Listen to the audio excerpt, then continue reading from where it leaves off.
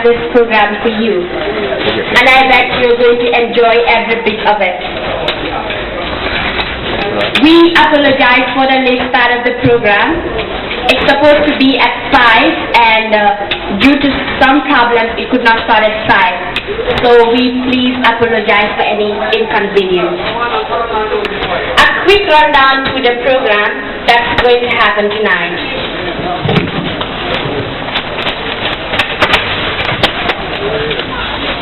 First, we'll have a speech by the President of the MasterPeace. Secondly, we have Iris Walton, who will give a speech as well. And after that, we have a poem called The Peace. It's a poem written by Maya Angelou. From there, we'll move to the fashion show segment of it. There we will have a song. It's the bird song. From there, we have a poem by Laura Kirkley, which is called Prayer of the Unborn. Therein we have Tambu to perform.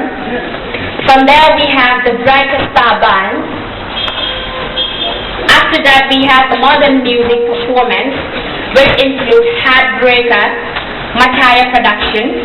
Also we have Dr. Shaka from Born Africans. We have News of the Town. We have Bright Star Band, as well as Young and the World Movement with DJ Simplex. And later on, we have the Guinea Local Band from Conakry. And lastly, we have a closing speech by President of the MasterPeace to thank all the participants. And I forgot to mention the third after Iris Walton, we have Lani Kara from Pranic Healing to give a speech. As you all know, today is a very important day. I don't want to bother you with speech or talk, but it is a day that every person should commemorate and celebrate, not only in your own way, but also to consider those who've been victims of violence. Peace, as we know, is a very important, and we should try by all means as to why we should maintain peace in every country. I will start with a quote from Ban Ki-moon, the Secretary General of the United States.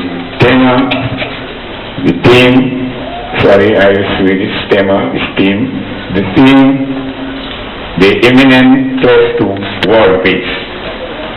The imminent threat to world peace. So, good evening, ladies and gentlemen.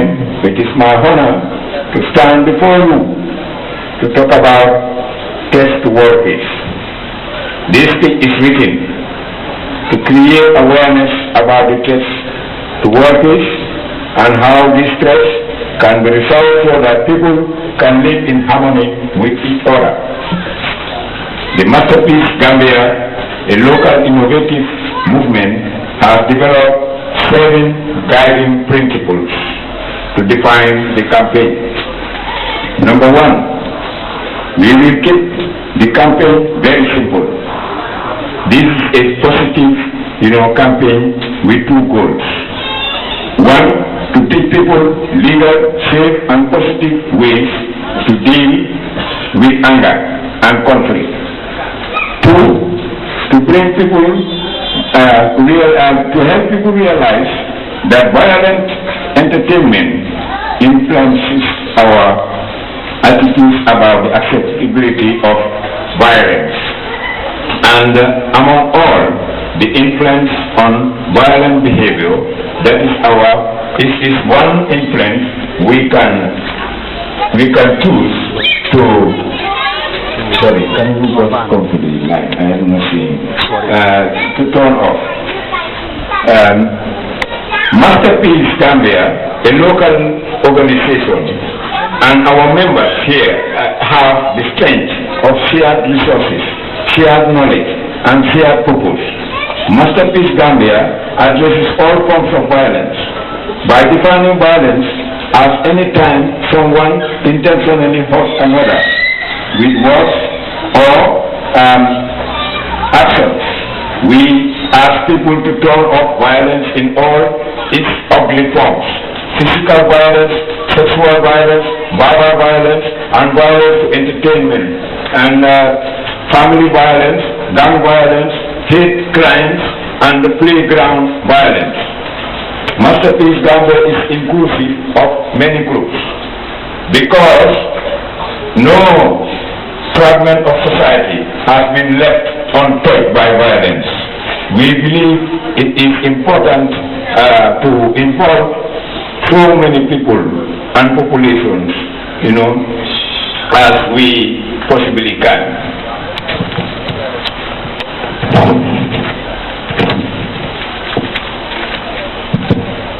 Number 5, MasterPeace Gambia is a grassroots campaign.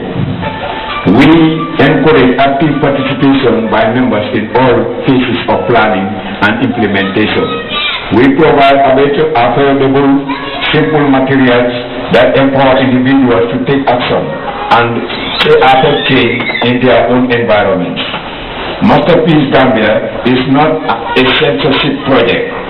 As an organization, we will not censor, boycott, or compile a list of music, movies, or TV shows which are violent. There is an old Italian proverb that says, a book whose sale is forbidden, all men rush to buy and see, and prohibition turns one reader into three. We encourage individuals to carefully consider and voice their opinion, not about what they believe is unacceptable, but also about what is good. MasterPeace Gambia is not the cure-all, but merely a first step. Certainly, there are a myriad of influence that shape violence, attitudes, and behaviors besides the electronic media. Among them is poverty, the cycle of family abuse, drug and alcohol abuse, the issues of self-esteem, and the role of peer pressure. While researchers study and debate the causes of violence and the more measurable, effective way to counter them, we cannot sit idle waiting for definite answers. There are no such things as definite answers on this issue. We have to get to just pick a place to begin and then get started.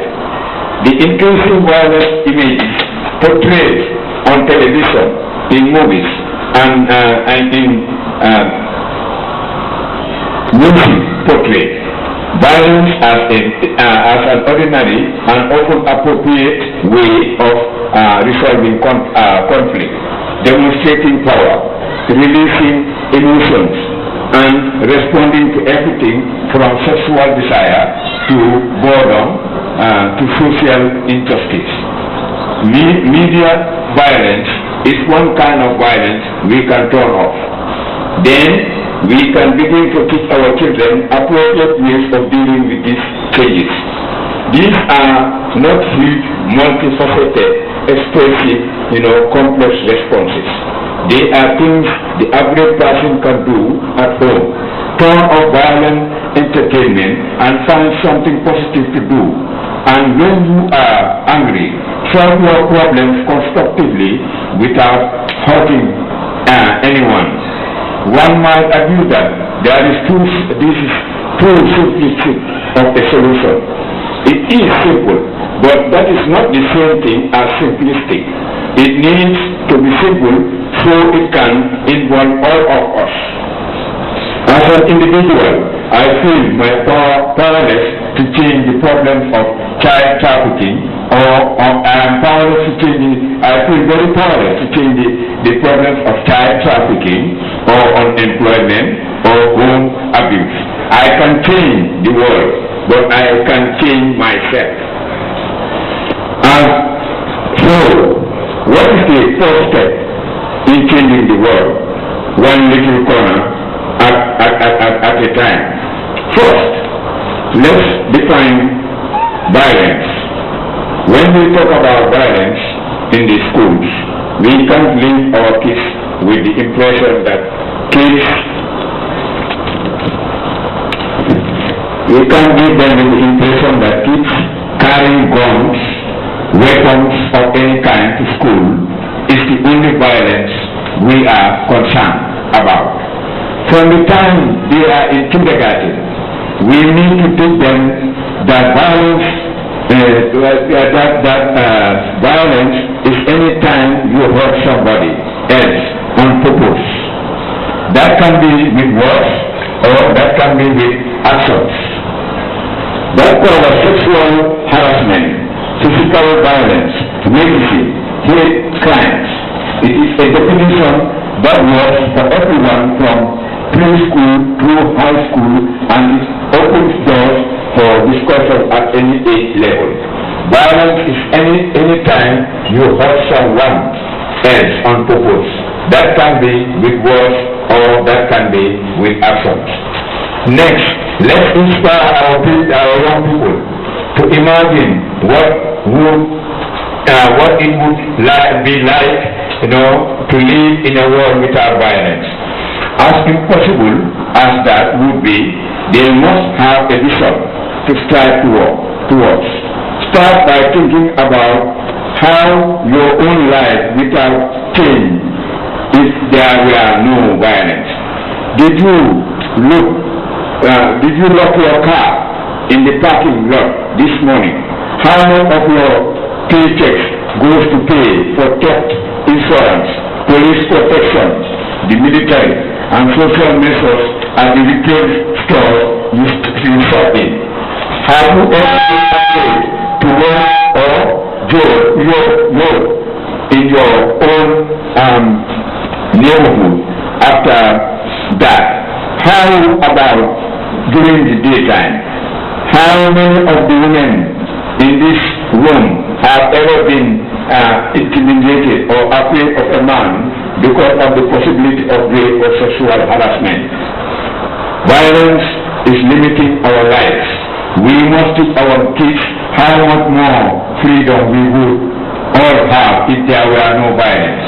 If we agree that freedom from violence is a right, then that places a freedom on all of us to behave with respect towards each other. All of our kids know their rights. They just don't think too often about the responsibilities that go with them. For a lot of our children, it will be extraordinarily hard to even imagine a world without violence. Probably for several reasons. For some, the world they live in doesn't offer much respite from family violence or the violence on their neighborhood streets. For others, television shows them that it is a mean world out there where everyone needs to look out for themselves. If you let your guard down, you are likely to end up as another statistic. Still others have, learned to like violence. It gives just them what they want, and it can be, exciting. I once asked kids in a classroom to tell me how their lives would change in a world without violence. A 6th grade boy said, well, it would be pretty, boring. Like there wouldn't be, anything exciting happening in the world. His answer is kidding, Fortunately, his classmates came up with the wonderful, beautiful answers. They can imagine a world where you wouldn't need to lock your door at night, or when you have your house, a world where kids didn't tease each other. Amazing. I'm not going to talk for very long because I know this is a night celebration, and I know that we're all waiting for the dancers, acrobats, poems, and all the different bands. But, MasterPeace hoped that around 30 different countries would get involved in this peace initiative. And so just think about it. At this moment, all over the world, people are coming together to celebrate peace. And I hope that we can have a really strong impact. You know, for peace to be really true, it has to be positive. Peace is not an absence of war. It's a presence. It's like a song waiting to burst forth. It's an activity. It's action. It's dynamic. It's a vibrating pulsation. And then peace will really go deep. It will have a very different quality about it. It will be life affirmative. They say that energy follows thought. Is it that way now? Thought follows energy. Energy follows thought. And if this is really true, then is it good enough that we focus on peace just one time a year? Leave that alone. I am talking. Everything is good. Thank you. Mr. Lamin Kamara from Pranic Healing. Mr. Lamin Kamara, you're welcome. From this one, the Gambia. I think MasterPeace, I also have a thing that I will like to give, which is called the Twin Heart Meditation for Peace and Elimination. I think towards the end of the program, a copy will be given to MasterPeace. And this Twin Heart Meditation for Peace and Elimination is a meditation for the universal peace. When it comes to pranic healing, what is pranic healing? Pranic healing, this is a very ancient science and art of healing using prana to heal people. Prana is a Sanskrit word which is a very ancient Indian language. Different countries having a different name for it. In Gambia, here we call it as energy. For the physical body to be alive, even if there is a cut on the body, if we don't apply any medicine or if you don't apply any kind of dressing on it, what happens after 2 days is that the body has the capacity to heal itself. Pranic healing works on this principle. The other principle is, if there is a fever, though there is no medicine for viral fever, what happens is, again, after a day or two, we realize that the body heals itself. So the body has the capacity to heal itself. Human beings, what we can see is, we can only see our physical body. And apart from the physical body, there is also an energy body that cannot be seen with the naked eye. But there are some of the machines, like the Clinian photographic machine and the gas discharge visualization machine. When it takes a picture of a person, it shows the physical shape and then also the energy shapes that surrounding the human body. And in pranic healing, we teach people on how to see the energy body, how to scan the energy body, and also some of the energy centers in the energy body. We have a physical body and we have an energy body. And if you look into this energy body, it is having 11 major energy centers, commonly known as chakras in Chinese language. These energy centers, each of the energy centers... You mentioned something very important. As I am a curious type, I always ask, I always ask when I see elders with salt, but as he mentioned, they never want to tell you what exactly will happen next. Like they will not tell you why the salt. You see them using it for different occasions, and you will ask, and they will be like, it protects you. Finally, I know it's for protection. Thank you very much, Mr. Kamara. And you talked about very important things, and as you said, pranic healing is ancient science, and you made mention that on the human body, there are some things that are not seen with the normal eyes, and I think you can help people to see that, and the importance of salt in water, and finally, We have courses as well for people who are interested. I'm not sure if it is for free. Thank you very much once again, Mr. Kamara. Can you give him a round of applause?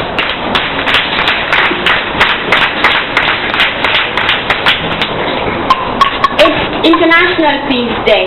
We should not forget the theme. But Mother Teresa said again, let us more and more insist on raising fund of love, of kindness, of understanding. We think we hear a whisper. At first, it is too soft, but only half heard. We listen carefully as it gathers strength. We hear its sweetness. The word is peace. It is loud now. Louder than the explosion of one night. A function of nature, meaning that we can no longer use artificial artistry, but we can go back to the forest, pick some beautiful flowers to decorate ourselves, and discourage the use of plastic and toxic substances that are not friendly to our environment. Ladies and gentlemen, on that note, let us please put our hands together as we welcome on stage our newest mandatory celebrated professional students we have in the Gambia. The mother tree is called the mother of the forest. I think you can actually write. This is because baobabs store up to about 120 liters of water in their swollen trunk, making them very resistant to harsh drought conditions. The baobab tree is long-lived, and the baobab tree is useful from leaf to root. This is the baobab tree, ladies and gentlemen.